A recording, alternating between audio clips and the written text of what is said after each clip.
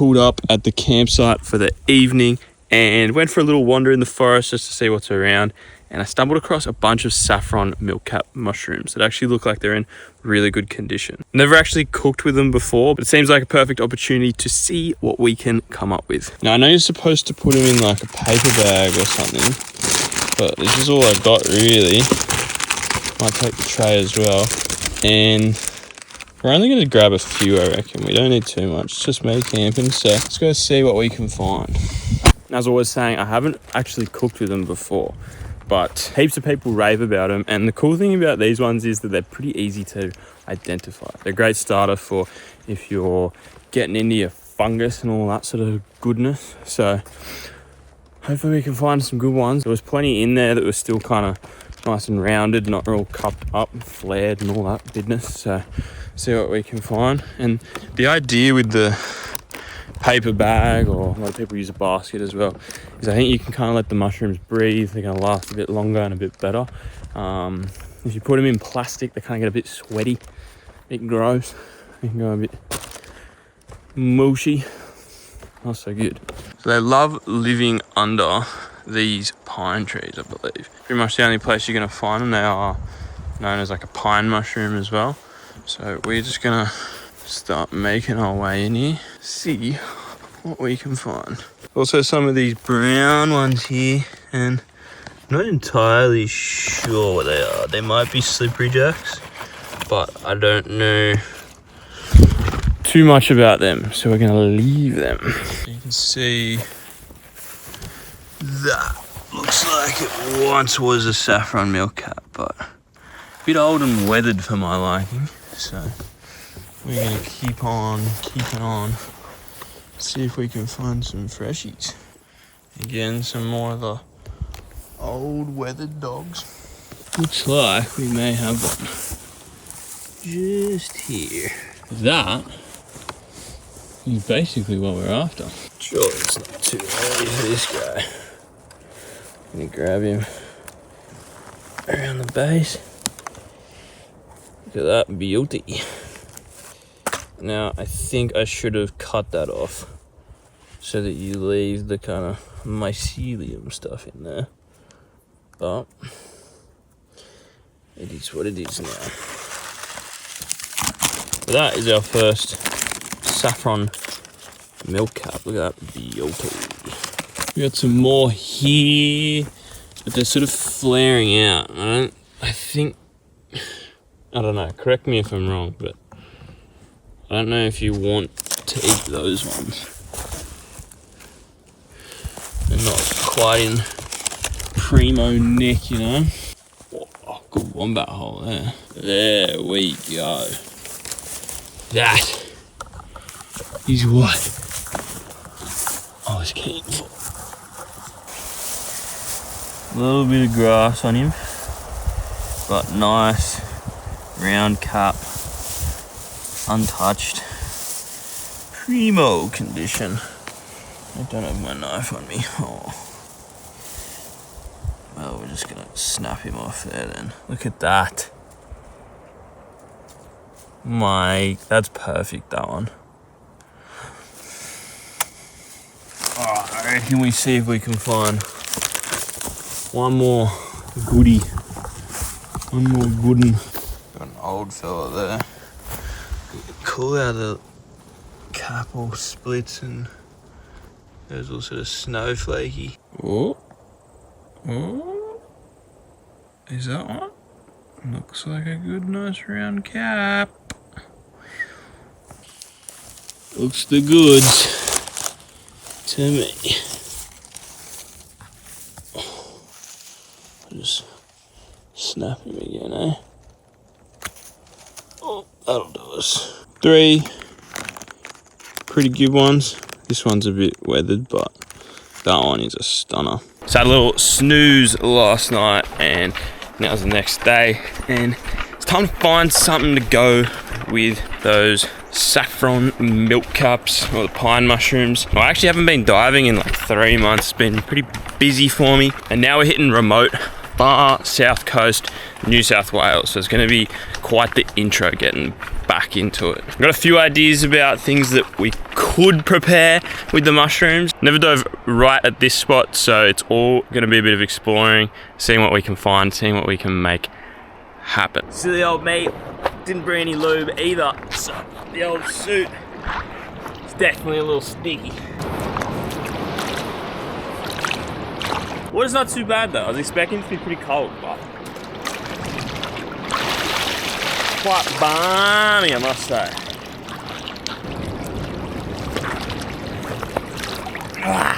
We did it. Just get in there. Just like riding a bike, they reckon, eh? I parked up on the side of the water and threw my fins on real quick. I was getting excited because I could already see plenty of color in the water, and I knew we were going to be in for a beautiful dive. I started out with a few warm-up dives, and admittedly I was a little wary getting back into the water out here on my own. So for the time being, I was going to stick close to the rocks and see what I could find around there. The water was a stunning blue, but it was still a little milky. So for now, I wasn't going to go too wide. Creeping down the rocks here into this sandy bowl, I was hoping to see some goatfish, maybe even some snapper or some blue morong, but it was feeling real quiet. So I headed back up and towards the rocks, thinking maybe I could find some crayfish there.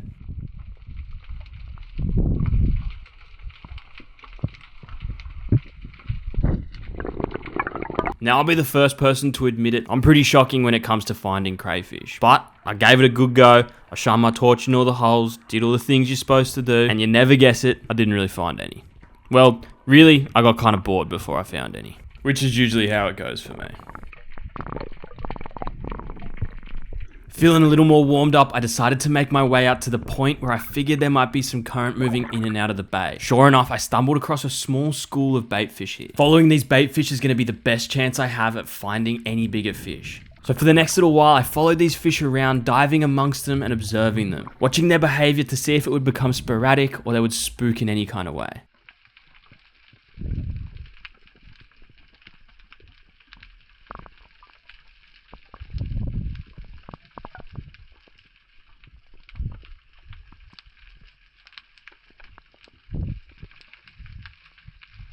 And sure enough, it didn't take long for some Australian bonito to come flying through. Initially, I didn't want to put the chase on too hard, and I was tempted by this third fish, but the first two put the brakes on a little bit and allowed me a nice shot. These Australian bonito are a summer staple for us, and they're an awesome fish because they grow so quick and there's so many of them. Properly brained, bled, and iced, these fish are incredible. And when they're full of fat, I love hanging them in the fridge for a few days to get that flesh to just firm up a little bit. With a nice bonito on the stringer and that bait now disappeared, I wasn't too keen on making it seal food or shark food. So I headed back into the rocks to see if maybe I could change my luck with the crayfish. Now I found a few good looking caves and cracks here. Plenty of little hidey holes and little tucked away areas in these where crayfish could be hiding. Well, you'd never guess it, I didn't find any. Or I got bored, one of the two. But I figured with a nice bonito on my line, there was plenty of food for tonight, so I decided to head in so I could continue putting this meal together.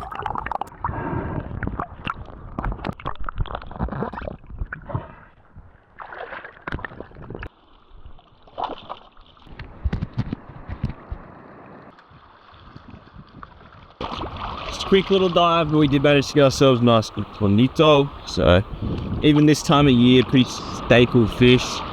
Plenty of them around, real fast growing, pretty easy to get onto as well. I did look around a little bit more, I was hoping maybe for some crays or something like that, but sure, as I've mentioned in previous videos, not much of a cray guy. No real luck there, but this guy's gonna do beautifully.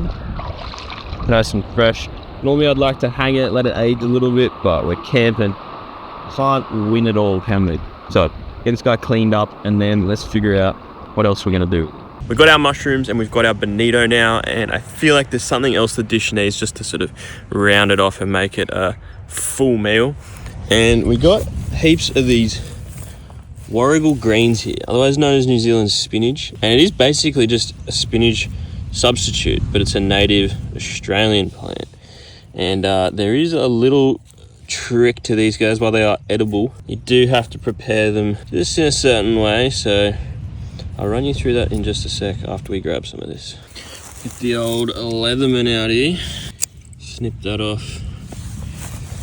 Plenty of it here, so I'm not gonna be missing it.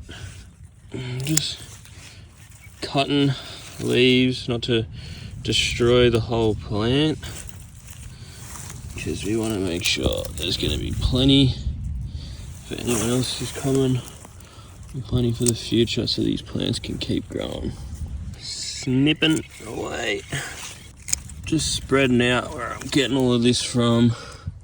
Again, just to make sure we're not putting too much pressure on any one little area or anything.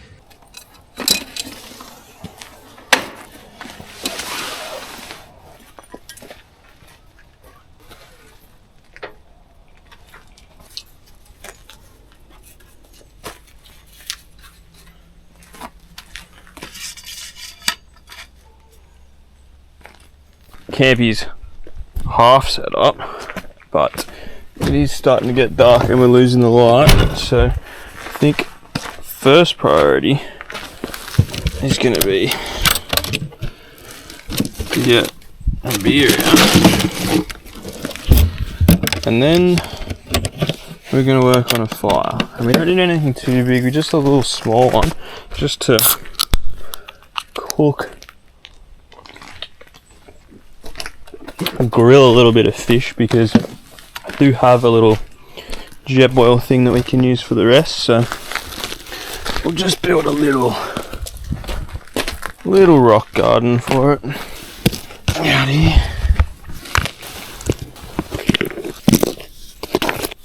Oh, that might just do us. Nothing crazy, only building a little fire so we can grill a little fish, something like that.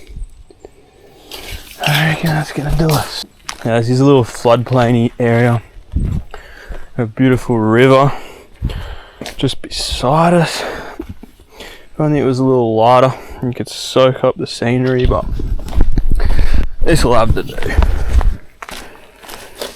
Yeah, everything is quite wet. This is always a winner. It's a little wet, but I'd say we'll get it done pretty quick. Get all this real thin stuff. Throw that down there. It's good, this stuff. There's a bit of a mix of everything in here. Always. Stuff is crazy. Like tea tree or something, I'm pretty sure. Loves to get going. Hopefully some of this wetter stuff will take. Surely. It's looking good. Surely. Get this built up reasonably for now, and then we can let it burn down. And ready for some cooking, mate. First port of call, because bit of a push, bit of a race against the clock here, because I fight not only the storage in the phone, but also the battery life. So first port of call, I think, is going to be just to pick the leaves off these Warrigal greens. And what I was talking about before, these are totally edible, but they contain something called oxalates, which are in spinach and a bunch of other stuff as well. And basically, if you don't cook off that bitterness, actually spinach and stuff has got it as well, but I think maybe just not in the same kind of proportions. But if you don't cook it off, it's going to give you stomach aches, give you a bunch of other problems. So we're going to have to wilt this down, get it all cooked up, get it all cooked down, get all them baddies out of it.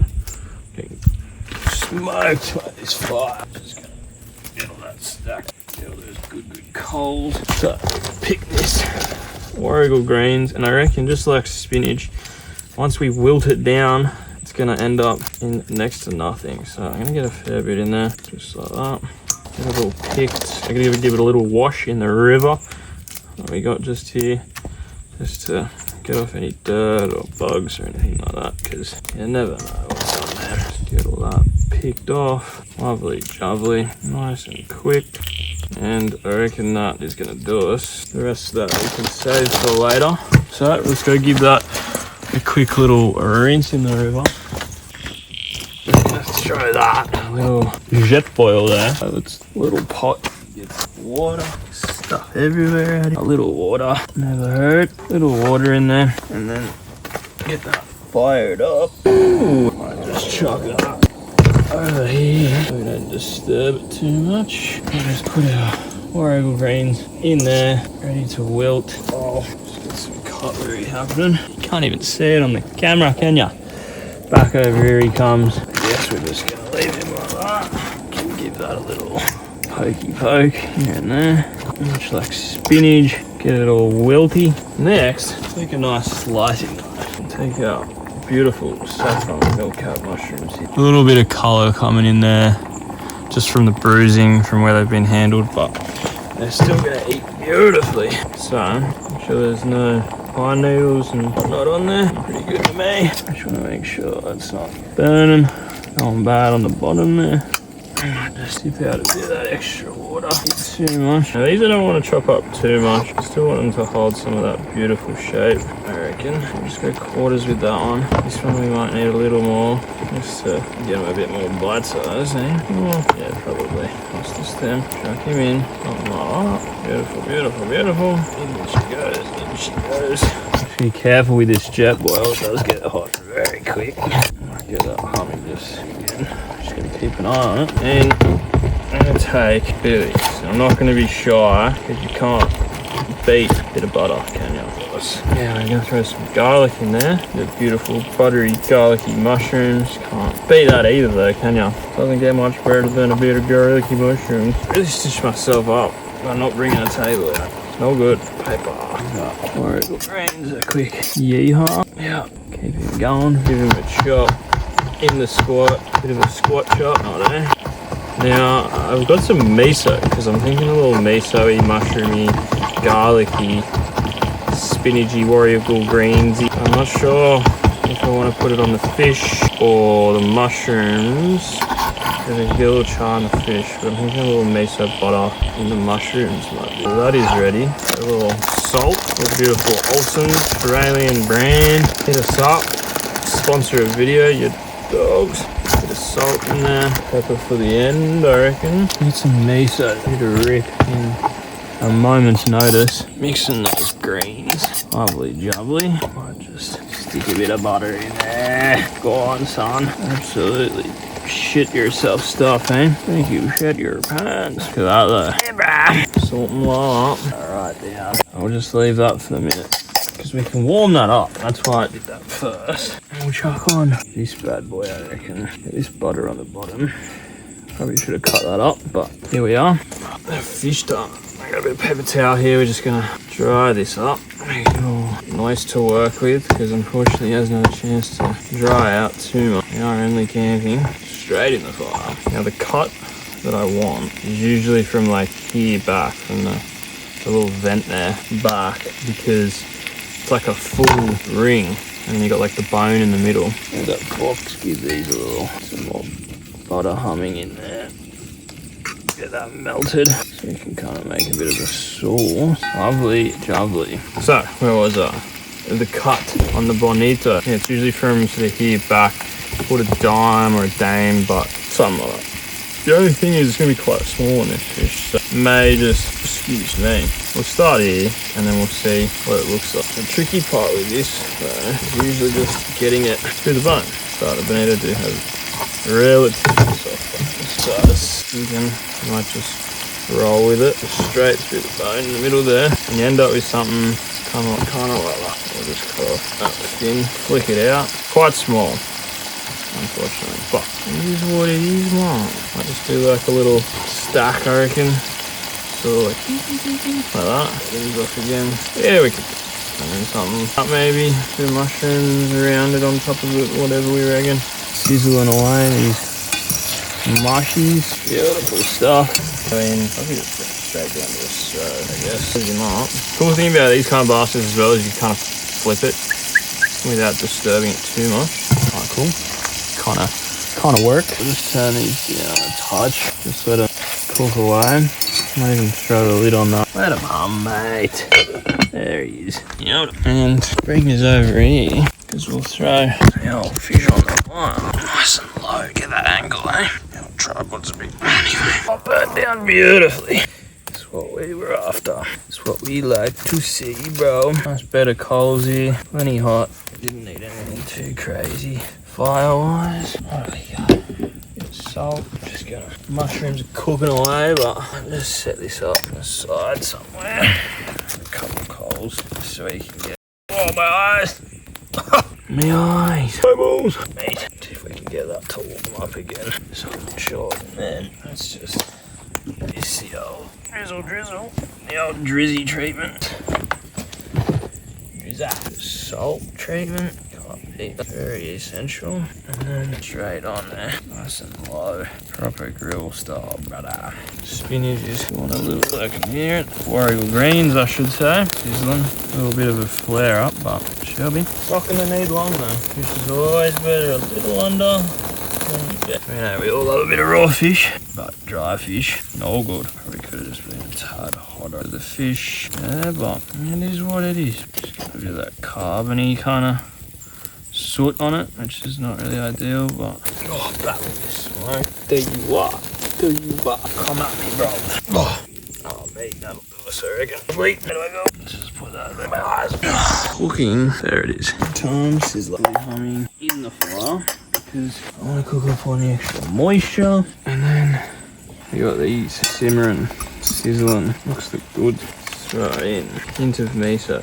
Ooh, I reckon should have done the miso on the fish. Anyway, we would have got a nice little char, I reckon, which is what I was looking for. But yeah, I can't win them all. I'll have to do it another time. Oh my goodness, beautiful sauce. Come with these mushrooms now. So look, maybe, I don't know, maybe it was alright in the end that we did the business on there. The char on the fish, because we got bloody sauce. Beautiful plate from Coles finest plate, making it happen. Shout out Coles. Get this light back down here. So we got Flavour Town. Much like spinach, a little bit thicker than spinach. I do have tons. Yeah, I do have a little bit thicker than spinach, but I haven't even added, I have a little bit of salt in the butter, I guess, but definitely a little salty flavour just because of where these come from. Make a little bed for the fish with that butter in there. Let's get that fish out of there. Off the rack. One. There it is. Get on there. Get on, brother. I don't know if we're gonna get the tail in there. I think that's gonna be it. Just much on that tail later, huh? And then let's give these mushrooms a try quickly. Getting a little burn going on. See where we're at. Flavour Town wise. Pretty good. Pretty good. Oh, the old pot is pretty hot. Get that miso sauce on there. Now, aesthetically, I'm not sure about it, if I'm honest, but Flavour Town is gonna go. Those Warrigal greens are sort of leaking a bit. Not really happening, is it? Yeah, the extra moisture in them Warrigal greens. Some focus happening here. So there it is. This is my wild caught bonito with wild saffron, milk cap mushrooms, and Warrigal greens. Bit of a mess on the plate, but not bad. Oh. I know it did just kind of look like sick on the plate, but not bad. We'll work on that presentation, I think. I think mushrooms a little bit smaller, little cubes or something like that. Dice them up, mince them up a bit more. Could probably do with putting the miso on the fish just to help we get a little bit more of a char. Still beautiful smoky flavour from the fire, but just not bone. Not quite the colour I was after. But on the next one. If you enjoyed, give the video a like, and if you don't want to miss anything coming up, make sure you're subscribed.